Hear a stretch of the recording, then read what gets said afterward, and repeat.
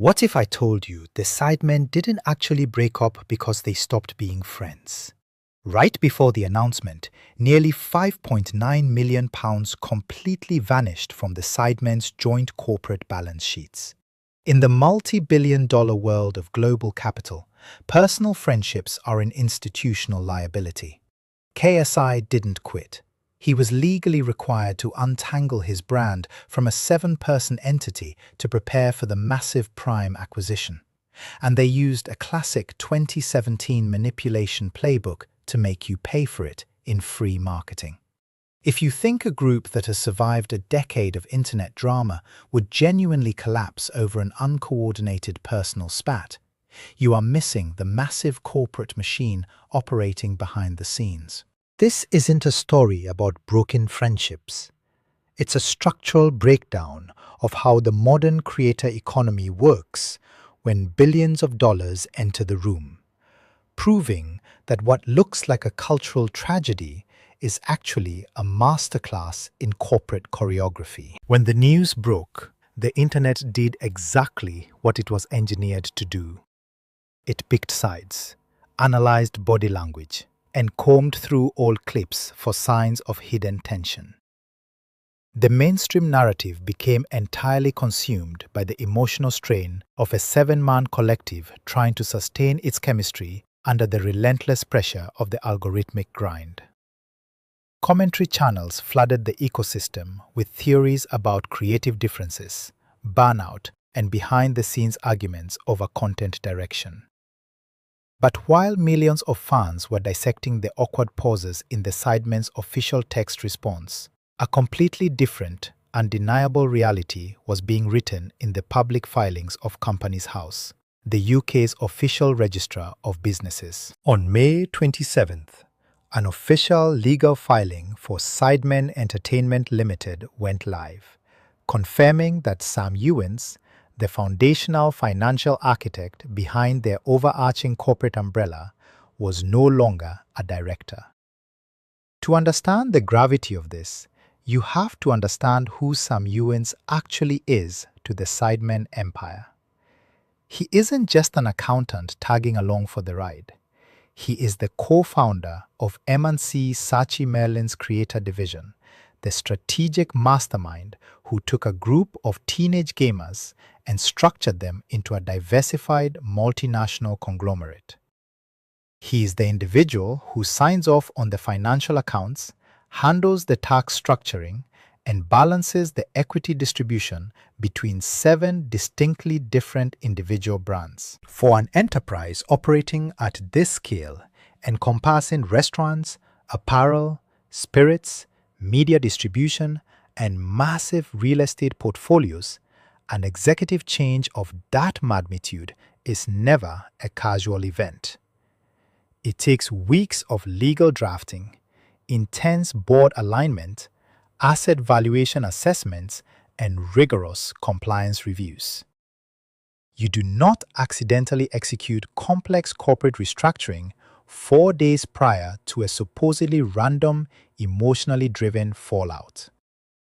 The timeline completely shatters the illusion of spontaneity. The emotional exit video wasn't a cry for help or a heat-of-the-moment decision. It was the public unveiling of a cold, calculated strategy that had already been signed, sealed, and delivered in a boardroom weeks prior. The public was led to believe that the Sidemen were reacting to a sudden fracture in their brotherhood. But the corporate paper trail reveals that the machine was moving in lockstep with a predetermined legal schedule.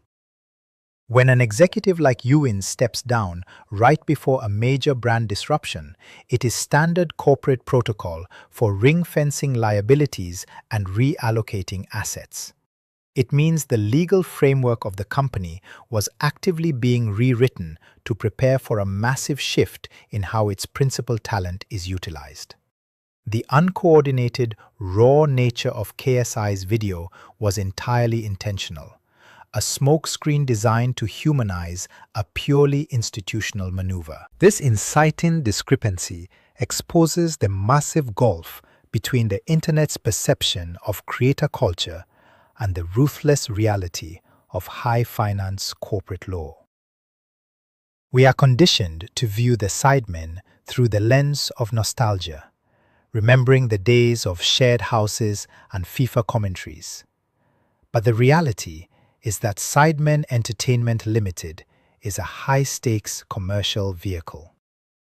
In the world of corporate governance, you do not trigger major directorial terminations on a whim because someone got upset during a shoot. Every filing is a chess move, every date is calculated, and every resignation is a prerequisite for a larger financial transaction. The mainstream media and the fan base fell directly into the trap, focusing entirely on the carefully curated interpersonal drama while completely ignoring the institutional restructuring that made the drama necessary in the first place. The split was never about a breakdown in communication. It was the execution phase of a corporate mandate that required the public to look left, while the money was quietly moving right. To fully grasp why an executive exit of this scale took place in total silence, you have to follow the trail left behind by the group's financial mechanics. The modern creator collective is frequently romanticized as a casual brotherhood of childhood friends who happen to find a camera. But behind the Sidemen stands a complex, highly integrated network of corporate entities. They operate as a diversified conglomerate, holding massive joint assets across media distribution, fast food, clothing, and premium spirits. When a group of individual creators aggregates their brands under a single financial umbrella like Sidemen Entertainment Limited, they are no longer just making videos. They are generating institutional value. However, the moment a creator-led brand approaches a certain valuation ceiling, those very personal friendships stop being cultural assets and begin morphing into major legal and institutional liabilities to corporate investors. The turning point that exposes this reality is hidden inside the group's highly specific financial timelines, notably marked by the sudden alteration of their corporate net worth. Right before the public narrative shifted toward an unexpected split, an examination of the group's broader balance sheets revealed a massive, highly strategic shift. The abrupt removal of merely £5.9 million from the collective's core operational accounts. In the transparent world of corporate governance, liquid cash and asset reserves of that magnitude do not simply evaporate due to a personal falling out. Money on that scale moves exclusively with a pre-calculated purpose. When millions of pounds are cleared from a joint ledger, just as a founding executive steps down, it indicates a deliberate asset division, a ring-fencing mechanism deployed to separate collective assets from individual financial trajectories. This structural drainage highlights the hidden friction that occurs when the grassroots creator economy collides with elite institutional finance. For years, the Sidemen operated as an equal equity collective, a rare framework where 7 distinct internet personalities pooled their metrics to build a unified corporate juggernaut. This system works exceptionally well when scaling a localized UK audience. But when individual members of that collective branch out into globally disruptive consumer goods, the 7-way equal split becomes an architectural impossibility. Venture capitalists, investment banks, and institutional distribution networks do not fund friend groups. They fund highly optimized, streamlined corporate vessels. If a single creator within a collective helps birth a brand valued in the hundreds of millions, institutional investors will refuse to allow those global metrics to be diluted, shared, or legally entangled with 6 other individuals who have no operational control over that specific asset. The disappearing millions from the joint balance sheet represent the execution of a clean break. In corporate finance, When an entity prepares for an unprecedented influx of outside capital or a major acquisition, the first step is to aggressively purge the ledgers of any shared liabilities. If the collective's capital remained deeply intertwined with KSI's individual international ventures, any future corporate acquisition, public offering, or institutional investment would be legally paralyzed by the sheer complexity of the group's shared equity agreements. The £5.9 million adjustment wasn't a loss, it was a corporate extraction. It was the financial preparation required to untangle a global outlier from a domestic powerhouse, isolating the capital so that outside institutions could step in without having to buy out or negotiate with a seven-man board. Ultimately, this financial shift reveals the exact moment that corporate logic overrode personal history. The public was left mourning the potential end of an era, completely unaware that the collective's accounts were being meticulously prepared for an entirely new financial tier. When millions of pounds move quietly across corporate ledgers just days before an emotional public announcement, it proves that the timeline was dictated by financial quarters, asset allocation deadlines, and rigorous corporate law. The narrative of an organic, emotional fracture was the perfect public cushion for what was, in reality, a multi-million pound structural restructuring. It was the inevitable result of a creator collective growing so incredibly massive that it triggered the final, unyielding law of high finance. To unlock the next level of global institutional capital, the brotherhood has to be converted into separate, hyper-optimized corporate silos. To understand how a corporate network forces a group of lifelong friends to fabricate a public fallout, you have to look past the bank balances and dive into the brutal legal mechanics of global corporate agreements. The true catalyst for the Sidemen split is hidden entirely within the structural framework of Prime Hydration LLC. While the public views Prime simply as a lucrative endorsement deal between KSI and Logan Paul, it is actually a highly sophisticated corporate entity dominated by Congo Brands, the Louisville-based beverage giant that controls a decisive 60% majority stake in the company. KSI and Logan Paul each hold a precise 20% minority equity position. When a private consumer brand scales past $1 billion in retail sales and starts preparing for massive late-stage venture rounds, institutional buyers, or a multi-billion-dollar IPO, the corporate bylaws undergo a ruthless transformation. This is where the invisible legal architecture known as the key man clause enters the play. In high finance institutional investment, a key man clause is a binding contractual framework designed to protect corporate capital from operational chaos. It dictates that the valuation of a company is fundamentally tethered to the active participation, undiluted personal brand, and specific individual metrics of its primary star talent. For institutional investors looking at Prime, KSI is the definitive corporate vessel for the entire European and UK market. However, from a strict legal perspective, KSI's brand was not free. It was structurally, financially, and legally bound to a localized seven-man UK collective through Sidemen Entertainment Limited. To an elite venture capital firm or a massive multinational acquirer, this overlapping corporate mesh is an absolute nightmare. If an outside institution invests hundreds of millions into Prime based on KSI's individual market conversion power, they cannot risk a scenario where his attention, his intellectual property rights, or his equity returns are legally shared with or diluted by 6 other individuals who have zero operational control or ownership in Prime. If the Sidemen collective holds overarching rights to KSI's primary output, or if a joint equity agreement dictates a seven-way distribution of his individual commercial ventures, Prime's legal foundation becomes inherently flawed.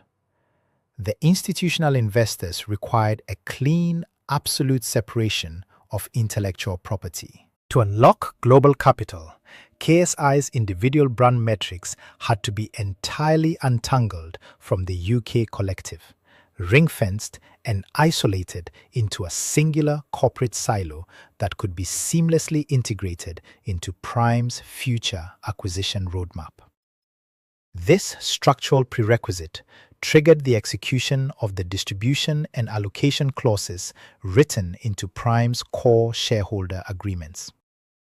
These clauses legally mandate that a principal stakeholder must eliminate any secondary corporate entanglements that pose a threat of capital dilution or conflicting fiduciary duties. KSI could not legally maintain a dual corporate allegiance where his primary commercial drive was tied to an equal equity seven-man board while simultaneously serving as a 20% equity anchor for a global beverage empire. The system demanded an immediate clean break. The public narrative completely missed this structural reality because it focused entirely on the emotional fiction of a personal fallout. The mainstream audience truly believed that the uncoordinated nature of the announcement was a sign of a real internal fracture. In reality, the uncoordinated aesthetic was a brilliant piece of legal compliance. By creating a definitive public separation, the corporate lawyers achieved exactly what the institutional investors demanded. A clean break in the public eye that mirrored the quiet, legally binding restructuring happening behind closed doors at Companies House. The split wasn't a tragic end to a childhood friendship. It was the mandatory execution of hard business logic. It was the only legal pathway available to free KSI's intellectual property from a localized entity, satisfying the rigid demands of institutional capital and clearing the deck for a historic corporate exit that a traditional YouTube group could never legally accommodate. When an elite corporate machine requires a definitive public separation of its talent, it faces a monumental challenge. How do you break the news to a fan base built entirely on the emotional illusion of lifelong brotherhood without destroying the brand's core value? The answer is found in a strategy that the Sidemen themselves pioneered years ago, the controlled controversy playbook. In the attention economy, a clean, amicable exit generates absolutely zero traction. A polite press release stating that the group is separating for structural and corporate alignment would be met with immediate skepticism, deep dive investigations by fans, and a massive drop in viewer engagement. To control the narrative, you have to weaponize the algorithm. You don't hide the corporate fracture. You dress it up as a chaotic, uncoordinated personal meltdown. To understand why this strategy is so incredibly effective, you have to trace the brand's history back to 2017. The definitive blueprint for this exact corporate maneuver. Back then, KSI released a shocking video announcing he was leaving the Sidemen, moving to Los Angeles, and cutting ties with the group. The internet erupted. What followed was a highly calculated, multi-month cycle of drama, diss tracks, and public call-outs that completely dominated the cultural zeitgeist. Millions of fans picked sides, refreshing their feeds hourly to catch the latest update. The result? The individual and collective metrics of every single member skyrocketed to heights never before seen in the UK creator space. It wasn't a breakdown. It was a masterclass in synthetic conflict designed to hijack the internet's attention economy. The entire spectacle generated tens of millions of dollars in free marketing. transforming a group of popular gamers into an unkillable cultural institution. When the corporate lawyers mandated a clean break for the Prime acquisition, the playbook was simply pulled off the shelf and updated for a multi-billion-dollar playing field. The uncoordinated, raw nature of KSI's exit video was the critical first step. It bypassed standard public relations channels and appealed directly to the raw, visceral curiosity of the audience. By delivering an emotional, seemingly impulsive video, the corporate machine instantly triggered a massive wave of public engagement. Commentary channels, TikTok creators, and mainstream media outlets immediately flooded the ecosystem with free analysis, driving the brand's visibility through the roof, exactly when Prime needed a massive international distribution push. This is the psychological magic of controlled controversy. In a traditional corporate restructuring, news of an executive stepping down or an asset division causes investor panic and consumer alienation. But in the creator economy, synthetic controversy operates as a powerful form of marketing acceleration. The public's obsession with the interpersonal drama serves as the ultimate smokescreen. While the fan base was entirely consumed by analyzing the body language of the group's members and debating who was at fault, the legal and financial teams were quietly executing the complex intellectual property transfers and asset relocations without any public scrutiny.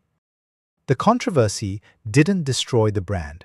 It insulated it, turning a cold, calculated corporate necessity into a highly lucrative, algorithmically optimized media event that kept the entire Sidemen empire at the absolute center of global attention. The controlled controversy playbook successfully kept the public looking left. But the final act of this corporate choreography requires looking entirely to the right, toward the ultimate endgame. A historic, multi-billion-dollar liquidity event. In high-stakes business, you do not isolate a global creator's intellectual property, strip millions from joint ledgers, and restructure a decade-old conglomerate just to win an algorithmic news cycle. You do it because you are preparing for an exit strategy. The true motivation behind the synthetic split of the Sidemen isn't the dissolution of a friendship. It is the radical optimization of a commercial vehicle preparing for a massive acquisition or a public market debut. To understand the scale of this final play, you have to look at the macroeconomic roadmap of Congo Brands and Prime Hydration. Since its meteoric rise, Prime has challenged global beverage giants like Gatorade and Body Armor, completely disrupting traditional retail distribution channels through sheer creator-driven demand. But scaling a consumer goods empire to a multi-billion-dollar valuation requires a massive amount of infrastructure, global supply chains, and institutional capital. A private startup can only run on viral hype for so long before it hits a capital ceiling. To unlock the next level of global dominance, Prime's parent entity has to execute one of two classic financial strategies: a multi-billion-dollar buyout by an established multinational conglomerate like Coca-Cola or PepsiCo, or a high-profile initial public offering on a major stock exchange. When a company prepares for an acquisition or an IPO, investment bankers and corporate auditors conduct an incredibly hostile process known as due diligence. They crawl through every single contract, equity agreement, and intellectual property filing associated with the brand's primary assets. If those auditors find that Prime's core marketing anchor in Europe, KSI, is legally bound to a localized, multi-headed UK entity like Sidemen Entertainment Limited, the entire valuation collapses. Wall Street and institutional buyers demand absolute legal predictability. They will not buy a company if a third-party creator collective holds a gray area claim over the primary talent's time, likeness, or future promotional output. The fake split was the definitive legal sterilization required to satisfy the most demanding institutional investors on earth. By cleanly severing KSI's individual corporate obligations from the Sidemen framework, the legal teams successfully created an unblemished, hyper-streamlined asset. It allowed KSI to present a pristine corporate profile to institutional buyers, one where his global influence is fully weaponized for prime, entirely unencumbered by secondary fiduciary duties to 6 other creators. The millions of pounds that quietly shifted off the Sidemen balance sheets were the final distributions of the old era, settling the accounts so that the new corporate entities could operate in completely clean parallel tracks. This forward-looking structural alignment sets the stage for an unprecedented level of generational wealth. The Sidemen didn't break up because they grew apart. They transitioned into a decentralized corporate alliance because it was the only legal pathway available to unlock billions in global capital. Once the massive prime acquisition, or IPO, is finalized and the capital is secured, the institutional restrictions naturally loosen. The public will undoubtedly witness an organic, highly publicized reunion years down the line, framed as a triumphant healing of old wounds. The media will run the headlines, the fans will celebrate the return of a brotherhood, and the algorithm will reward the reunion video with hundreds of millions of views. But behind the emotional narrative of the eventual comeback, the reality will remain written in the corporate filings. The reunion won't happen because they suddenly missed making videos together. It will happen because the corporate exit has been completed. The lock-up periods have expired, and the individual members are free to leverage their shared nostalgia once again. The modern creator economy has evolved past the boundaries of simple entertainment. The Sidemen haven't destroyed their legacy. They have simply mastered the corporate rules of the 20th first century. They proved that in the world of high finance, a childhood friendship is an incredible foundation to build a business. But an engineered, calculated corporate split is the ultimate key to unlocking an empire.